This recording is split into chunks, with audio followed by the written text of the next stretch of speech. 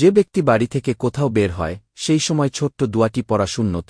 এর মাধ্যমে মানুষ নিজেকে আল্লাহর কাছে সঁপে দেয় এবং শয়তান তাকে পথহারা করতে পারে না। আনাস রাদি আনহু থেকে বর্ণিত, রাসূল সাল্লাল্লাহু আলাইহি ওয়াসাল্লাম বলেছেন, মানুষ যখন নিজের ঘর থেকে বের হওয়ার সময় এই দোয়াটি পাঠ করে, তখন শয়তান তাকে বলে, তুমি সঠিক পথ পেয়েছ, তোমার জন্য যথেষ্ট হয়েছে এবং তুমি সুরক্ষা পেয়েছ।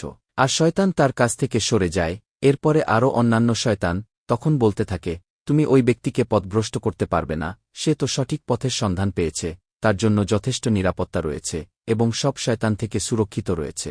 আবু দাউদ শরীফ হাদিস নাম্বার 5095। এবং আরও বলেন, রাসূল সাল্লাল্লাহু আলাইহি ওয়াসাল্লাম এই প্রসঙ্গে একটি দোয়া বর্ণনা করেছেন। দোয়াটি হল, বিসমিল্লাহি তাওয়াক্কালতু আলাল্লাহি ওয়ালা হাওলা ওয়ালা কুওয়াতা ইল্লা বিল্লাহ। অর্থ হচ্ছে, আল্লাহর ওপর ভরসা করে তার নামে আমি শুরু করছি, তার সাহায্য ছাড়া ভালো কাজ করা ও অন্যায় কাজ থেকে বেঁচে থাকা সম্ভব নয়।